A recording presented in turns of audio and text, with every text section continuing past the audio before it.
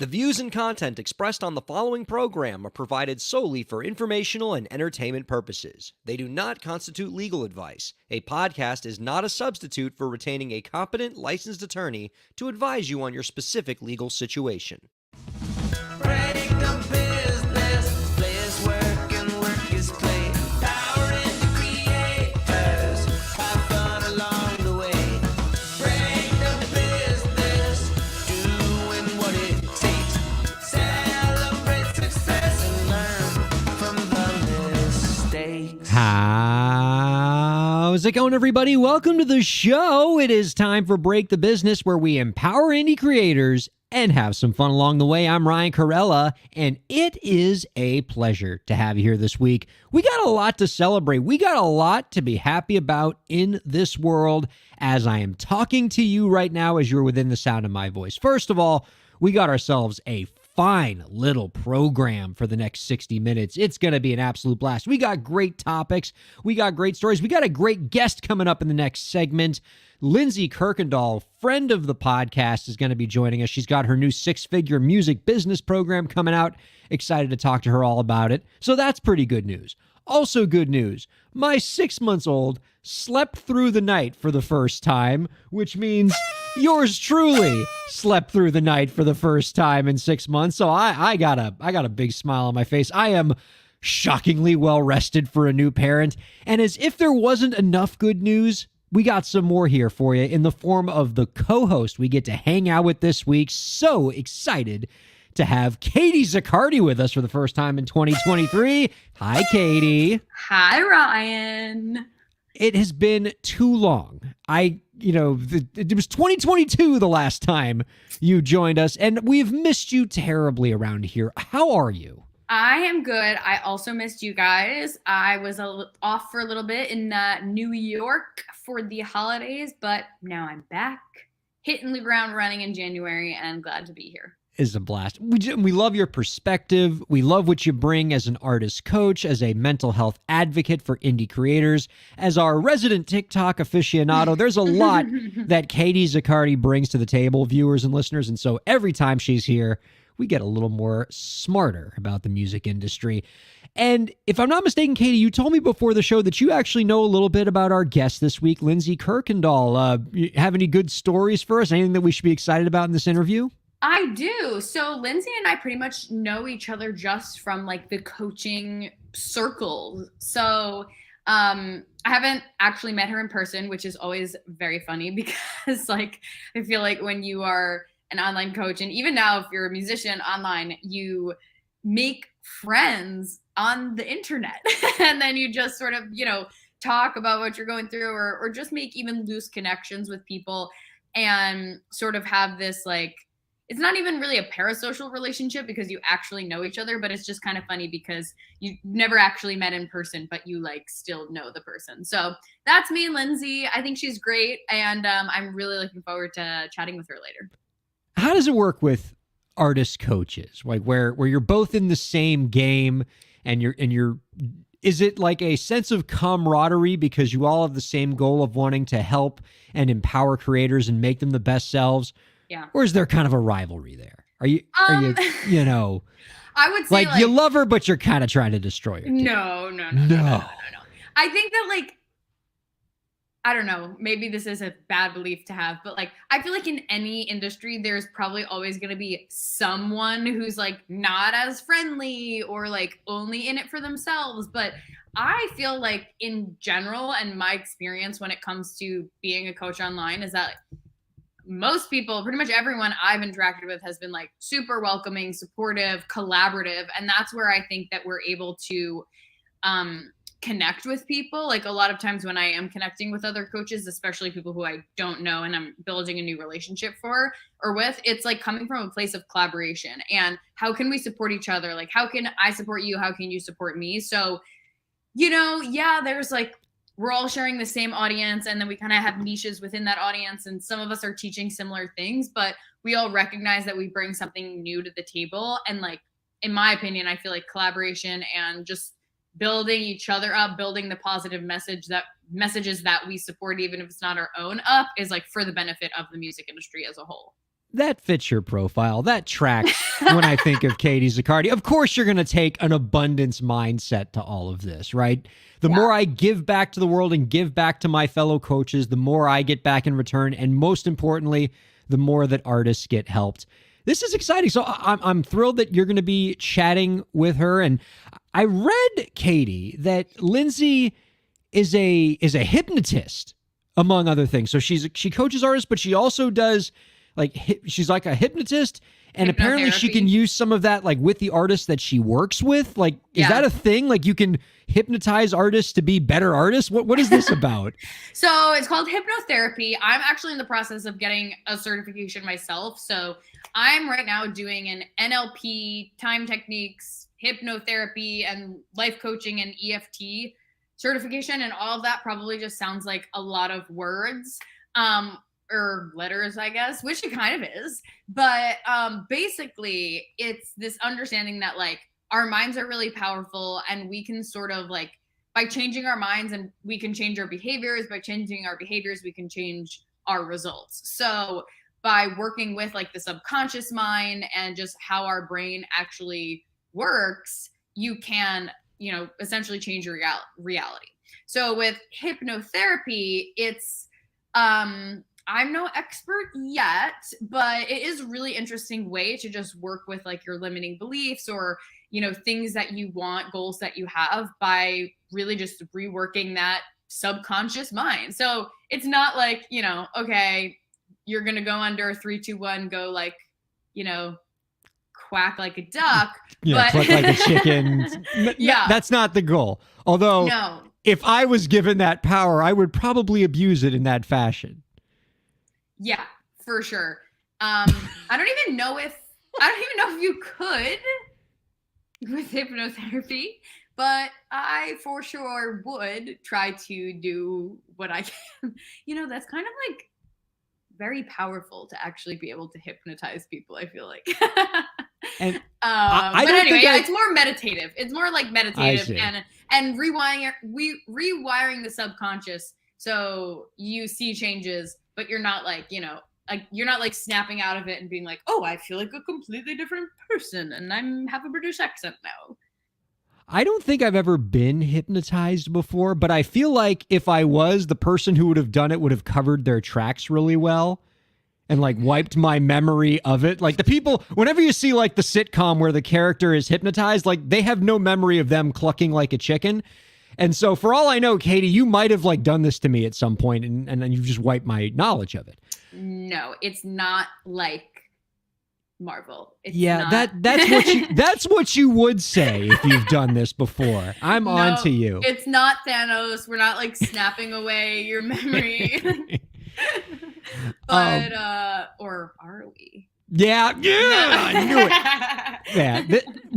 Okay. Now you got me way more intrigued about this. I can't wait to talk to Lindsey and you more about this, to find out more about this, because that sounds absolutely wild. Since you've been on the show last, Katie, we've done a few kind of renovations to our standard operating procedure around here that I think you might find interesting. Okay. One of which is what we're going to do right now, which has become, I think, our most popular segment lately, which is the AI Overlord Tip of the Week. And let me tell you what we do here, all right? We've done this for like the last 5 or 6 weeks now, where we have the AI platform ChatGPT automatically generate a tip of the week for our indie creators. We did it one week as a joke, and then the advice that the AI platform gave was so good that the listeners were like, we want you to do this every week now. So I love that. That's what we do. And then it became so popular that we actually created imaging for it. And so here we go. This is the AI Overlord Tip of the Week. AI Overlord Tip of the Week. AI Overlord Tip of the Week. AI Overlord Tip of the Week. AI Overlord Tip of the Week. There you go. I love that theme song, first of all. It's pretty spectacular. I mean, like every week this segment gets better and better because, like, now there's imaging for it. And once again, our AI Overlord does not disappoint. All we did was go into ChatGPT and not give it any prompting or anything. Just say, I host a podcast about empowering independent creators. Please give us a tip of the week. That's all I give it. I don't ask for a topic or a subtopic or anything. And then it just gives us this tip. And here's our tip of the week this week from our AI overlord. Share your talents and interests outside of your art with your fans. This is important because it helps to humanize you and make you relatable to your audience. It also helps your fans to get to know you better and connect with you on a deeper level. Additionally, sharing your passions and hobbies can help to grow your audience by appealing to people who share those interests.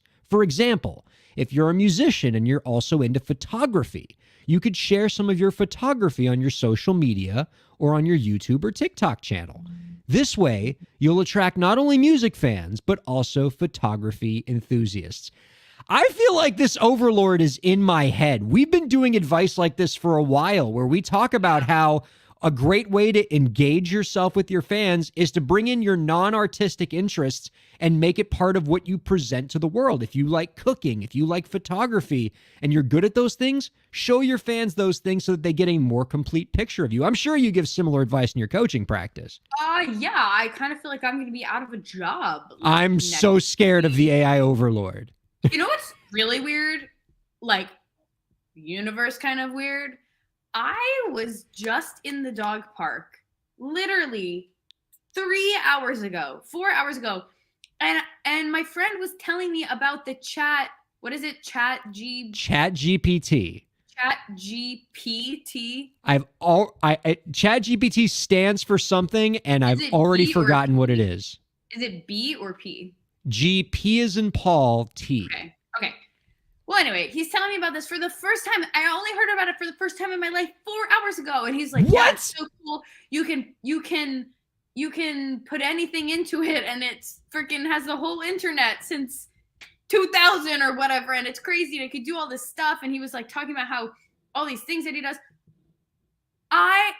It's just so synchronistic, because I had no idea you guys were doing this, because I haven't listened to the last few episodes of the podcast yet, and I only heard about this today, and it's like it was preparing me for this episode. That is insane. Wait, stop everything. Like, forget about the tip of the week for a second. Like, so you've just came upon like ChatGPT and these AI bots and everything. Like, if you've only just gotten exposed to it, like, I want to make sure you understand like how powerful this platform is, because it is incredible. But I don't even know. Yeah, feel free to, because like I said, I didn't even know, for some reason, I didn't even know about it. Until recently. It's crazy. It's incredible. Like, I can tell you, like, I work in education, right? I work in higher ed, and right now this Chat GPT thing is scaring the crap out of all of education, because it has like turbocharged plagiarism. Because you can have, like, write a 500-word essay on the French Revolution. I can research it and, do the work, or I can tell ChatGPT, write me a 500-word essay on the French Revolution, and it'll write you at least a B+ essay in 0.3 of a second. It is fast. And Are you serious? And it's that good. Like, it sounds human. Like, you could, but like, I've asked ChatGPT all kinds of crazy things. Like, you could, like, I said, write me an episode of Star Trek Deep Space Nine where all of the characters have been replaced by Muppets. And it does it, and it was a very great episode where I got to see Chief O'Brien being played by Swedish Chef, and it was incredible. Okay.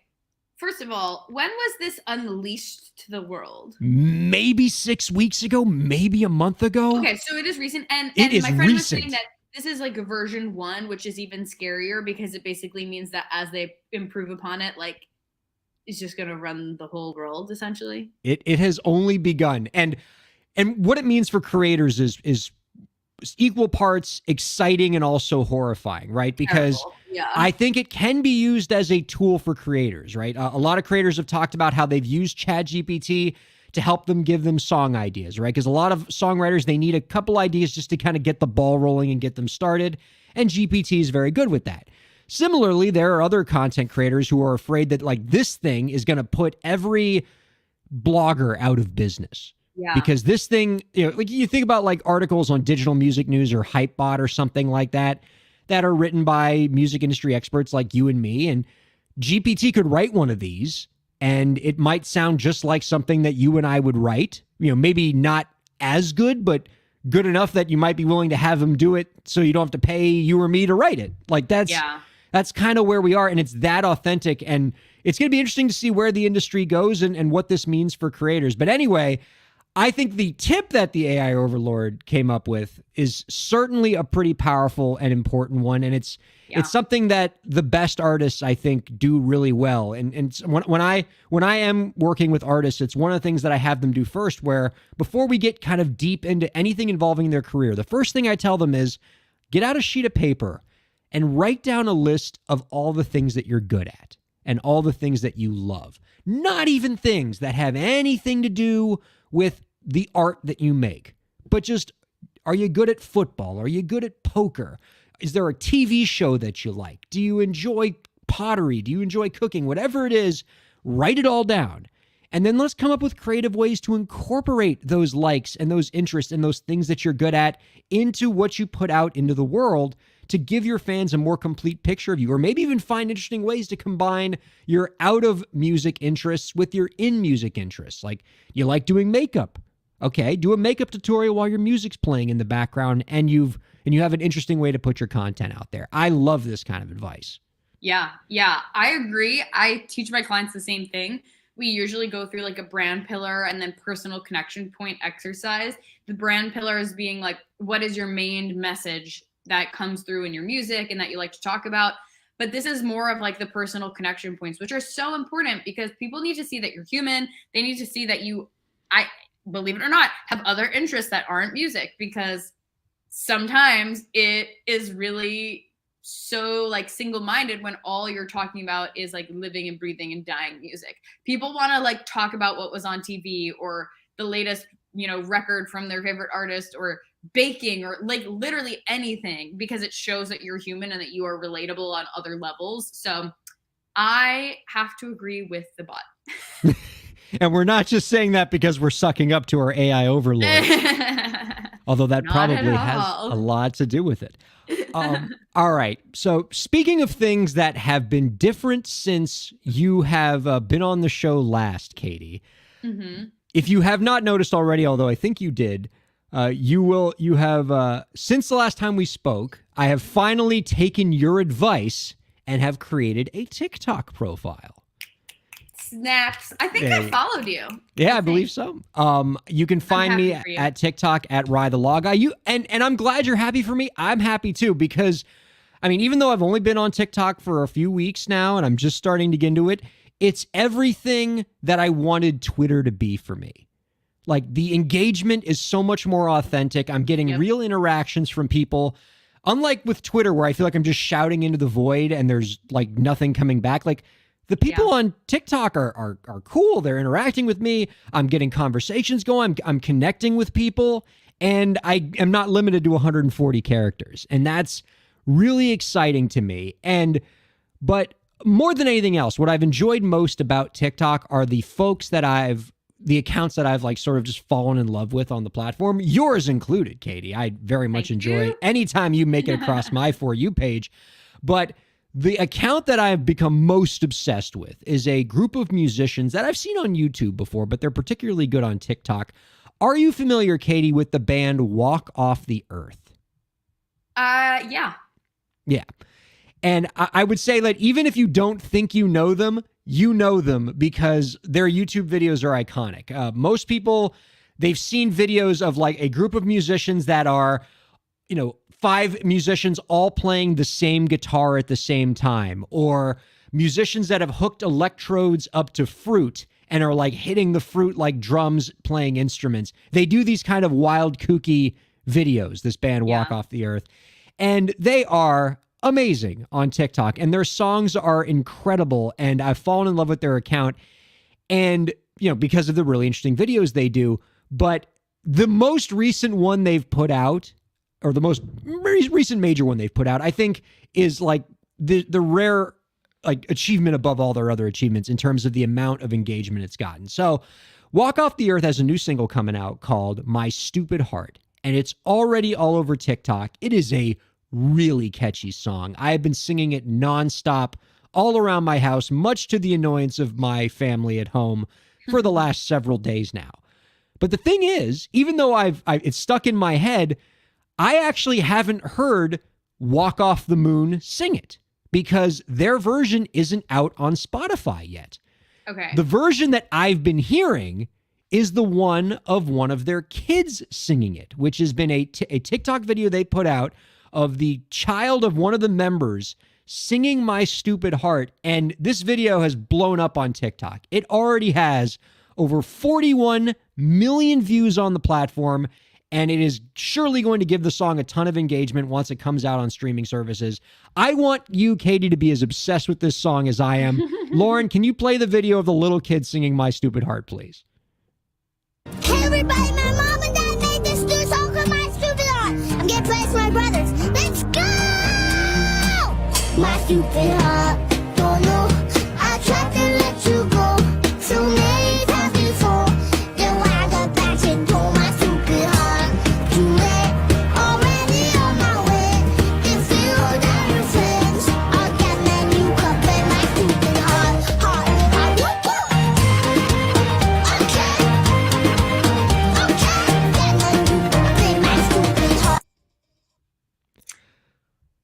Wow.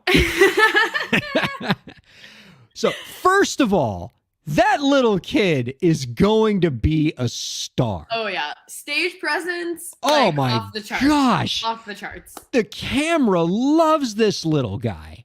And also worth noting that TikTok loves him too, because all of the comments that have come out, you know, maybe 1 out of every 10 of them are, oh, can't wait to hear the new Walk Off the Earth single. The other 9 out of 10 are going, hey, are you going to put that kid's version on Spotify too? That's the one we want. He has like perfect pitch. Oh my God. Just beautiful tone. Yeah. Wow. Wow. And like the way that he hits the line, if we go down in flames, where he's got like the rasp in his voice. I don't know how the kid is 4 years old and has this like incredibly polished voice and stage presence. Like it's just what a natural. But to me, in addition to just being an amazing video, I think it's a great example of a lesson that artists can learn when you're trying to promote a song on TikTok. I think what most artists do when they have a new song coming out, and I'm, no hating on this approach, by the way, for a lot of artists, I suppose it works, but they'll just put the song out on TikTok, offer it as a sound, or maybe they'll make a video of them just playing it on their guitar, or just sort of the artist there while the song is playing with some text message saying, hey, my new single's coming out next week. Would love it if you listen to it on Spotify. And most of those approaches, I'm sure you'd be the first one to say, Katie, tend not to break through, tend not to get the algorithm excited, because there's so much new music getting launched on TikTok that if you're going to use TikTok as a music launch device, finding a creative way to put the song out there, whether it's like what Walk Off the Earth does, where they have a version of it where they hook up a bunch of fruit to electrodes, or they have all 5 of their band members playing the same guitar at once, or getting your 4-year-old kid to sing the crap out of your song. Those kind of ideas can make the song go viral. Yeah. Yeah. I'm always like surprised and disappointed when I talk to musicians and they're like, and by the way, this is not an original thought. Like many people feel this way. And I think it's okay if you do feel this way, but you got to get yourself out of this box in order to be successful. And the like thought is like, I don't want to do TikTok. It's such a chore. I don't want to have to promote myself. Like it sucks. But I feel like TikTok can be such an opportunity to just be creative. It's like you're a musician. You love being creative. You love to create music. You love to probably create other things like your show and maybe merch and, just other experiences. TikTok is just another experiences. Like let this be an opportunity for you to continue to get creative instead of having it be like, okay, I was creative and now I have to sell and it's so sad and mean and bad. Like, no, it's actually just, if you create more fun or relatability or whatever it is, depending on, what kind of artist you are, but if you create value and if you just create, the app and the people on it are going to value that and they're going to engage with you and they're going to give you that energy back. But if you do approach it from like, I'm so annoyed that I have to do this, I guess go listen to my new song, here it is, no one's going to want to do that because they want to be entertained. They want to like feel seen and heard and all of those things.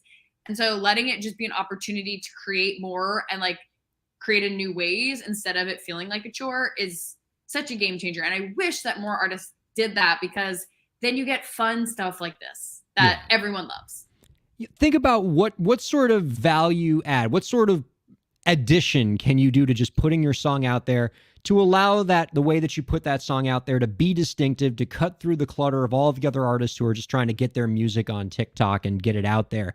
You know who was great at this? We was Chasen. Remember, we had him on a few months ago, right? Like, he had this song that was a great song, and I think if he were to just put that song out on TikTok, just here's my song, it wouldn't have broke through. But he had this really nifty idea of, I'm going to play this song in interesting random places throughout Los Angeles. And I'm going to make a TikTok video, or a series of TikTok videos where I do that. Oh, here I am playing it at a barbershop, or I'm playing it in a public bathroom, or I'm playing it on the Break the Business radio show.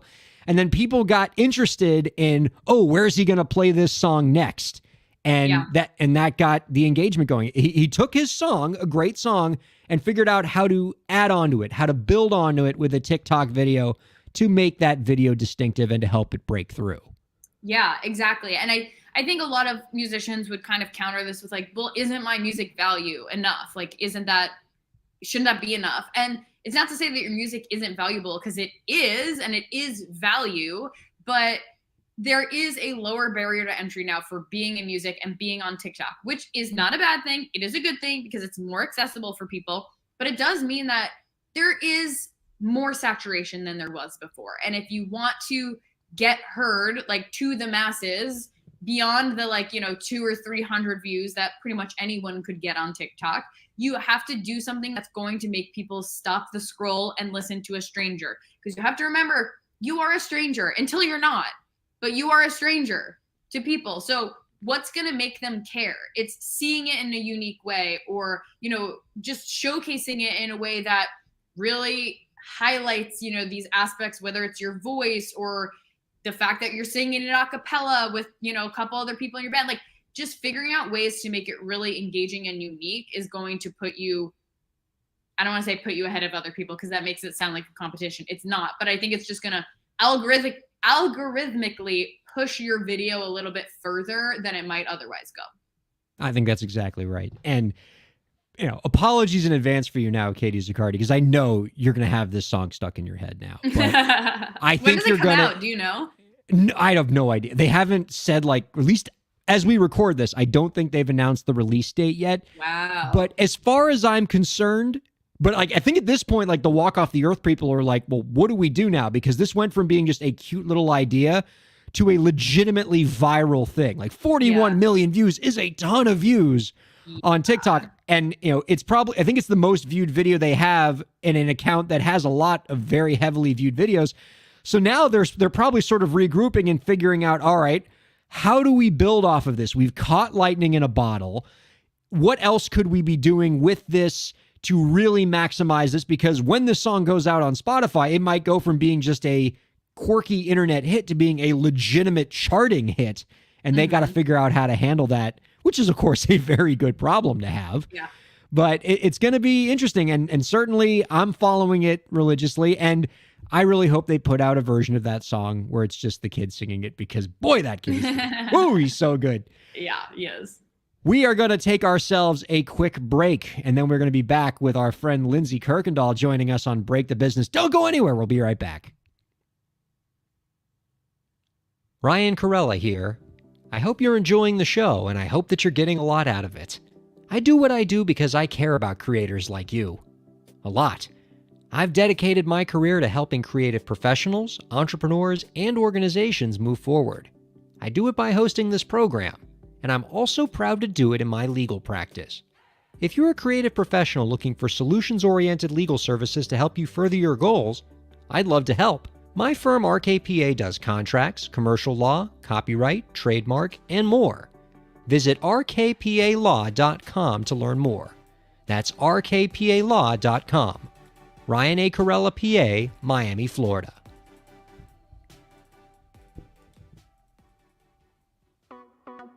Streaming services for Break the Business provided by LEK Entertainment. LEK Entertainment is a full-service entertainment company offering everything from consultations to full-scale events and productions, including audio and video productions, voiceovers, staged theatrical productions, script and music development, and streaming services. For more information, visit lekentertainment.com. LEK Entertainment wants to help you bring your story to life.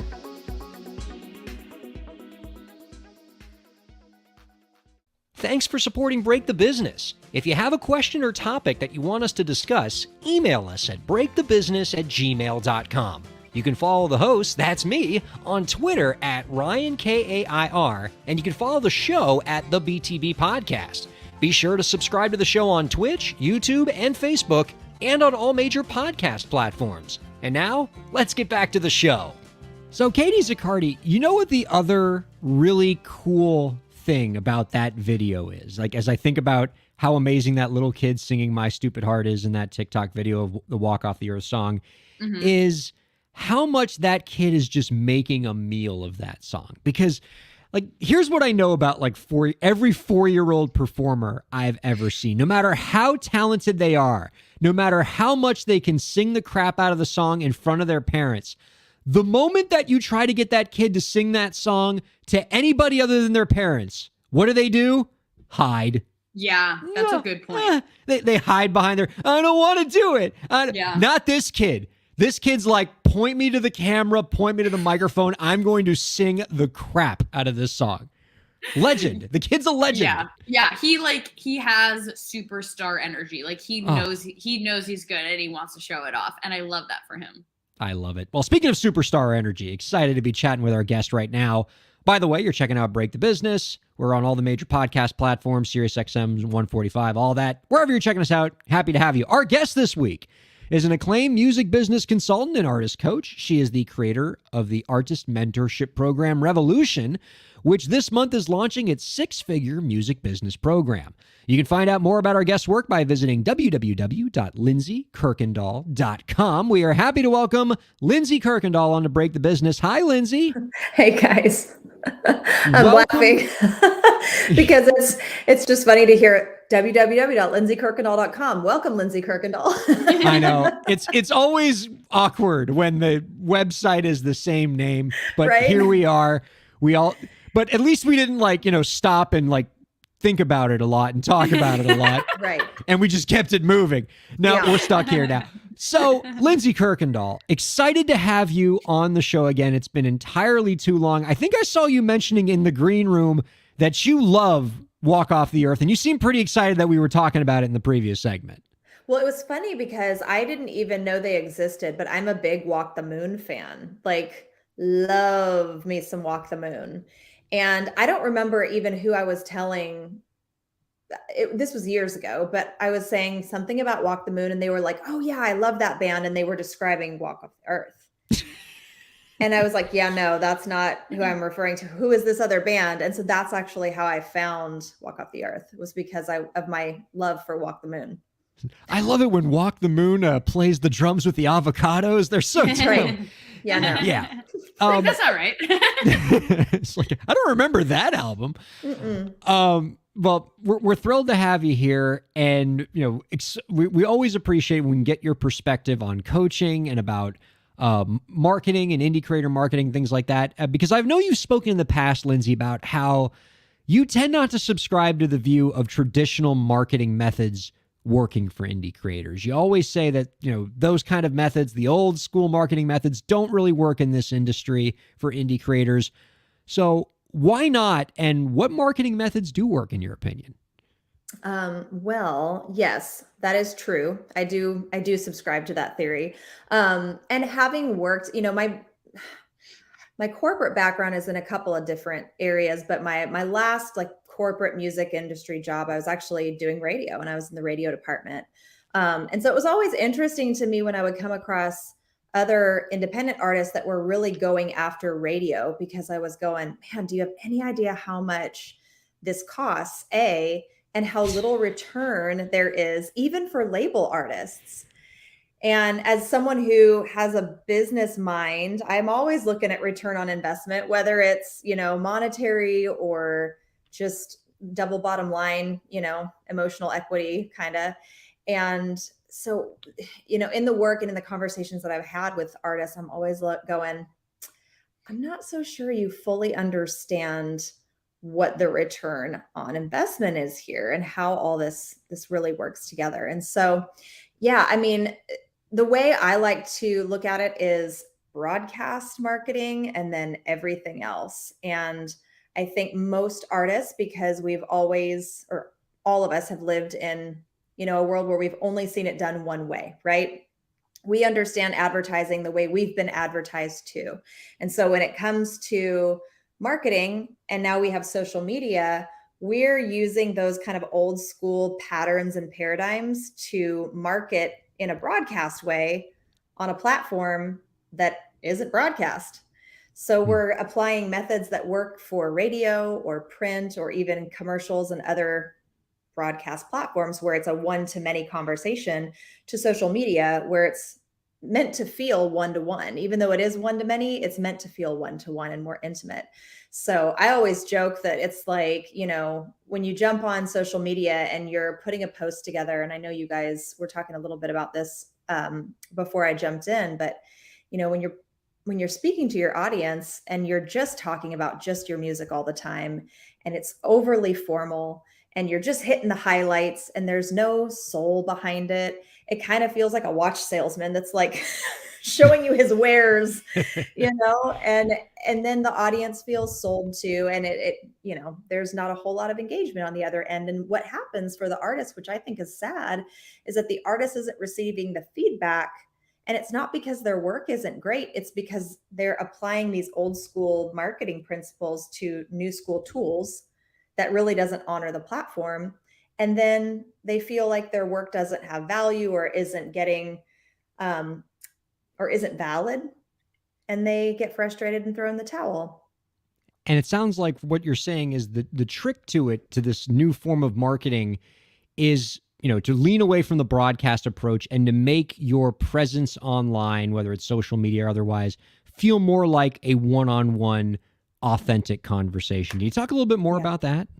Well, I think it's interesting. I was actually in a class the other day and they were talking about social media from like a real estate perspective. And they were saying how important the art of storytelling is from a psychology standpoint.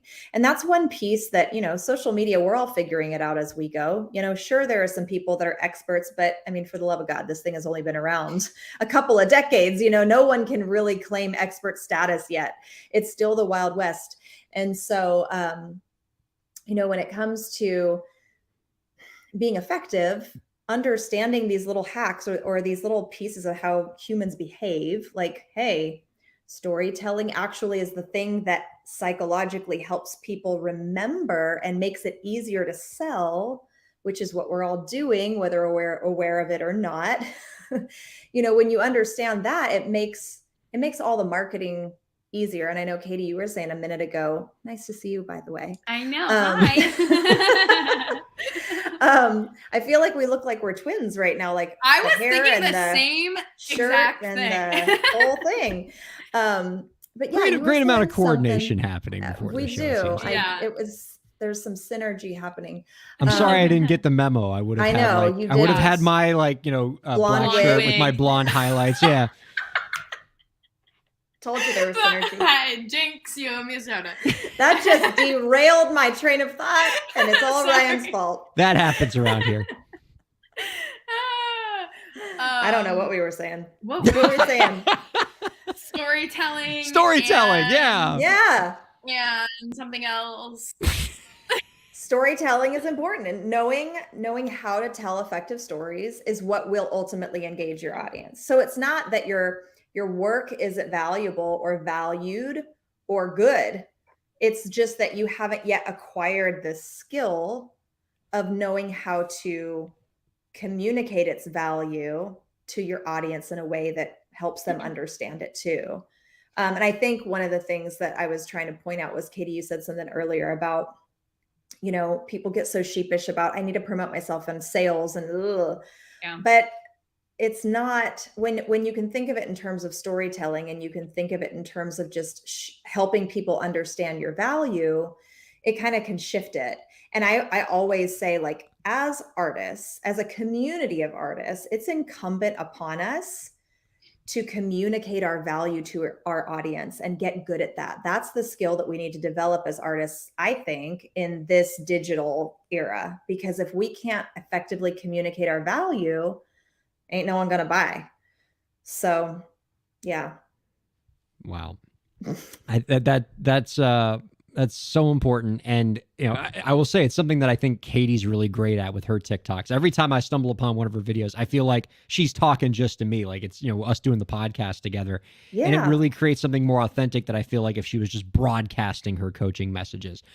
I could ask you a bunch of follow-ups about that, but if I can be real with you, Lindsey. Sure.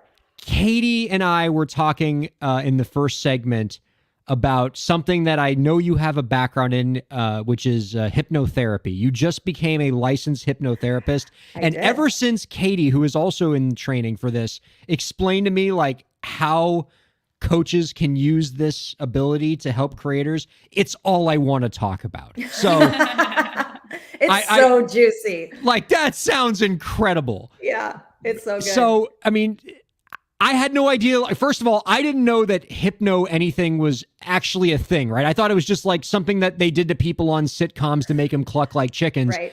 But apparently, at least from what you're telling me, it's a valuable therapy tool. It can be used to help indie creators. Tell me about this. I am so intrigued. Yeah, it's definitely not swinging something in front of your eyes and saying you're getting very sleepy. Damn it. I really wanted that to be what it was. It's so much, well, at least the It's not like a method spiral that I have to stare into or anything. There are some things that you can use as devices to help the mind, like the conscious mind, kind of relax, but it's not as overt as that often, at least the method that I was trained under. No pocket watches.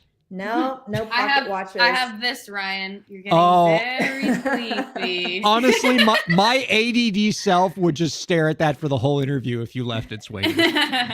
That's a beautiful thing you got there, Katie. All right. So, yeah, sorry. Keep going, Lindsey. Yeah. Well, no, I mean, it really is as simple as having a conversation and understanding how to guide the conversation in a way that relaxes the conscious mind to make the subconscious or the unconscious minds more suggestible. And the thing that was really helpful for me, and this is one thing that blows people's minds, is when you ask people if they know what the unconscious mind does or exists to do or has evolved to do, they'll throw out all kinds of different answers. And it really only exists for one purpose, and that's survival. And that is it. So like, what it is has... Go ahead. Yeah, so what is the unconscious mind and being able to unearth what is in the unconscious mind have to do with helping independent creators? Like, how do you use that in your coaching practice? Because what happens when people start to understand that your unconscious mind exists only for your survival, but our conscious mind attaches meaning to things that often are not realistic. So, for example, if you're walking down the street and you hear a car skid and slam and rear end another car, and it kind of makes you jump because you're like, am I in danger's path? And at the same time, a bird, flies in front of your face. Total coincidence, but the two things happened at the same time. Unconscious mind might attach a meaning that every time you hear that sound, you got to dodge a bird. It's a silly example, right? But it's just an example of how our conscious mind will attach meanings to things that have no real logical connection. And so for creators, and I think, Katie, you probably could speak to this too, I think a large majority of artists are people who, we've all as human beings had our fair share of trauma and difficult circumstances. But I think creators are the population of people that want to use art to heal in a lot of ways and to work through that and to help other people work through that. And there's a lot of connections often that artists have created that aren't logical, that keep them stuck in a certain repeating pattern or keep them stuck at just a certain level of success. And not that I'm a therapist that needs to go digging around in your past necessarily, but the thing that I love about hypnotherapy is that it doesn't require a ton of talk therapy. Like, I don't have to know your past trauma. I don't need to know, why you feel a certain way, but I can help you decipher what behavioral patterns might be getting, tripped up by that unconscious conscious mind connection that really, because when you're a child and your brain is developing, right? Like, it has no sense of reason until you're like, your reason doesn't really come online until 7. And it develops, and your brain isn't fully done developing until you're almost 30 years of age. And so when you're a child, everything that happens to you, you accept as complete and utter truth. So if your mom yells at you because she got, chewed out by her boss earlier that day at work and she's on edge, you think it's because of you, and you have no context that it was mom at work who got chewed out by her boss. You know what I mean? Stuff like that. So all these things that happen to us over the course of our lives, our conscious mind attaches a meaning to it. And we carry all this junk around. And then when we go to try to do something brave, like put a piece of art out into the world and have other people consume it, often those are the pieces that can hinder us. So it's enjoyable to be able to help artists kind of work through that without needing to be a psychologist or a therapist in that way. And how long does that process usually take? How long does it take you to unearth some of these subconscious thoughts and ideas in a session? Well, for me, it's not really about unearthing subconscious thoughts and ideas. It's really more about identifying behaviors. So someone might say, or I might notice with a client, hey, we've said that we were going to work on XYZ and follow up next week, and then it doesn't get done, and it doesn't get done. And we're noticing a behavior, and there's something that's sabotaging. And so at that point, then we can just focus on the behavior. So I don't need to know why that's happening. Sometimes it's helpful to know, and if they want to share, they can, but we can focus on implanting new information into the unconscious mind through the tools of hypnotherapy without needing to do like deep dive talk therapy sessions. So it's a cool tool. And if you're really, really good, simple, you'll hear this in like therapy circles, like big trauma, big T, and little trauma, little T. For little T stuff, you can get it knocked out in a session or two. And really amazing hypnotherapists that have done this work for years can handle big T traumas in like 5 sessions or less. It's amazing what can be done. And then you're not paying a therapist for 10 years, talking about all your problems, and thousands of dollars later, So me who loves to talk would never shut up. It would just be an endless loop. Oh, I spent so many years in therapist's office. Hack my brain instead. I know. That's really, really cool, exciting stuff. I feel like I have so many of those kind of mental blocks as a creator and as a professional that like, it would just be really great to have somebody just plant an idea in my head, that's whatever self-sabotaging belief you have that's keeping you from like promoting your stuff regularly. Like, we're going to get that out and just move you forward. Yeah, sort of like the plot of Inception. Like, that's pretty crazy. Yeah, totally. It's so cool. All right. So one more thing I wanted to ask you about before we talk a little bit about the 6-figure music business program, which does sound very exciting, is another selfish request on my part. Because I know you've spoken in the past about how you effectively balance being a mom and being a professional in your field. And this is of consequence to me because I am now a new dad who is having quite a time trying to balance being a dad and being a lawyer and being on the radio. How old is your baby? 6 months old. Okay, it will pass. Help! You're in the thick of it. I'm in the trenches, Lindsey Kirkendall. Help me! How do we find the balance? What are we doing? Oh, well, thanks. All right. Good night, No, I mean, but everybody. that's actually the best. That's the best advice I can give you, though, is first of all, the first baby. I don't know if you plan on having more than one. The first baby is always like, what the absolute, can I curse on this show? Fill in the blank. Because it's such a stark change from what you're used to. And the lack of sleep and just it's a very demanding year. And so Year? Oh. you're halfway through it though, Yeah, buddy. you're halfway there. What are you God. complaining about? Yeah, it gets better and easier. And I promise you, everyone says it goes by so fast, and you're going to turn around and miss those sleepless nights and that little fresh baby head on your shoulder. But the key for me is understanding that like there's no real thing as balance in every season. There's a such thing as seasons. And this is an intense one, and you're going to get through it. And the thing about being a parent and also a creative and also someone that runs a business, and has a day job, professional life, it's a juggle.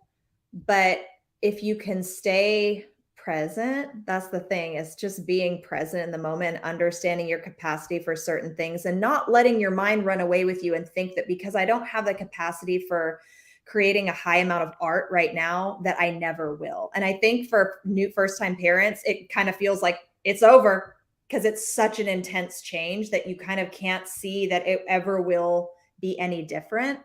But my boys are 9 and 11. I mean, you guys, I had a freaking parent meeting today for my oldest son to be in 7th grade next year. Like, he's going to be a junior higher. It's like so sad. But I have so much time freedom now, like so much time that I'm like, I would give me another baby. Like, Look, if you're volunteering, I'm just saying. I'll take him. But yeah, I mean, it is a challenge to be able to do everything, but it is definitely something that ebbs and flows in seasons. And I think being a parent absolutely gives more richness and depth to the art that people create. And I know for myself, just speaking in terms of understanding that some seasons you're not going to be able to do all of the stuff. And then those seasons I see as kind of cocooning seasons, because you're going to get a lot of new information, new, like I said, depth and richness and layer and understanding about life, that when your kid is old enough to give you your time back, you're going to have all of this new input and insight that you can use to inform your art. Oh, that is such good perspective. Thank you, Lindsey. I legitimately feel so much better now. Please, if you could, tell us about the 6-figure music business program that you've launched.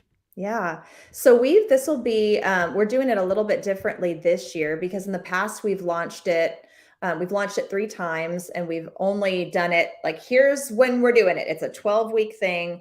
But at this point, we're actually opening it up to open enrollment so people can join in at any month, which makes it a lot easier on me, quite frankly. But what the 6-figure music business plan exists to do is to function like an MBA for artists, because the one thing that music business schools really are missing the ball on, if I do say so myself, Katie and I think I've had this conversation before, is that you either do music school or you do business school. And if you do music business school, you just learn about the record industry. And so it doesn't teach you how to be an entrepreneur. And if you're going to be an independent artist, you got to be an entrepreneur, and you need to have an understanding of business, how to create an offer, how to sell, how to, think about all of those things. But the way that I've created the curriculum is that it is all of those things, but with the layer of being taught by an artist who understands how to infuse the artistry into business, and how to help artists really understand how to build and develop their brand. And not just like, oh, this is a really beautiful way of picking out your brand colors. Like, no, we're talking about, who are you? Like, the first 30 days, I make people do lots of different types of personality tests. They even do a wealth building personality assessment where they identify what their wealth building personality profile is, so they can get a sense of what the types of activities they need to be doing in order to most easily generate revenue. And I know when I first was backstage, you guys were talking about, and I was like, oh, we are of one mind, the three of us, but really helping artists understand what are the other components of your personality and who you are as a person that you can infuse and also monetize. Like, what's your second favorite thing? You know, what are the things that there is an actual economy for? And then also understanding an artist's circumstances, because some artists are like me and their parents and they have a professional life. And how do you juggle all those things? Some artists are single and self-funded by a wealthy investor or family member. You know, some artists are single and self-funding and hustling and doing the side jobs. You know, there's so many different circumstances that artists find themselves in, that building a business also has to fit in their circumstances as well as direct them to where they want to go with their goals. So that is in a nutshell the six-figure music business plan and what it exists to do. So we basically, in 12 weeks, we take them from where they're at now to having a fully built out offer that they can start to sell to their audience, and something that is scalable. So it's not just like, oh, I'm doing this one thing this one time, but it's something they actually can build a business on the back of that will get them towards their financial goals. And where can people go if they want to learn more about it? So the best way to learn more about it is just to hit me up on Instagram. We do have the six-figure music business. I think I sent you the link. But easiest way is I can just send them the link for all the info if they just want to connect with me over there on Instagram. Absolutely. If you want, you can just throw whatever links you have in the chat, and we'll make sure those make it into the show description so people can check out this program. And of course, you can find out more about all the cool things that Lindsey's doing by checking out LindseyKirkendall.com. Lindsey, before we let you go, one last question for you. Sure. Do you have any last tips for the indie creators out there to help them move their careers forward? That's such a broad question, Ryan. That's hard. I would say my best tip is just to get really, really clear on what it is that you want out of your career. And if you're snaps, and if you're saying that if your answer comes out as something that sounds like, I just want to make an impact with my music, you're being way too freaking vague. So, you know, if it were an artist that I was talking to one-to-one and they gave me a response like that, I would say, why? And I would keep asking why until they got really clear on the foundation of what it is that's motivating them to do this. So if you don't have, the opportunity to chat with somebody that will be willing to ask you why, ask why to yourself until you get a really granular, detailed understanding that's as specific as, I'm doing this because I want to, make $5,000 a month on the side so I can eventually invest in, Bitcoin. I don't know. That's very specific, but that would be what I would suggest, is making sure that your goals are super specific, because with artists, we're so big and we so easily go over into the realm of dreamland. And I say this because I am so guilty of this. And it's hindered me for a long time because I didn't have a North Star. And so I didn't know where I was headed. And so all the decisions that I was making, I didn't know if they were the right ones that were actually going to move me towards my ultimate, desired destination. So if you're saying something like, I just want to make an impact, or I just want my music to be heard, it's like, that's not going to ultimately be satisfying or fulfilling enough to keep you motivated to stick with the inevitable challenges that you will face in this crazy ass industry. And it's hard to figure out what your what is until you figure out what your why is. Yeah, and that's absolutely. For somebody who initially was a little freaked out by how open-ended my question was, you did a pretty good job answering. Good. Lindsey, as always, it is a treat having you on the show. please don't let as much time go by between our next visit. Anytime you want to come back and join us again, we'd be thrilled to have you. I am so glad. And I think I'm a fellow Floridian now, right? You're in Miami. Yes, indeed. See, last time we talked, I was in Nashville.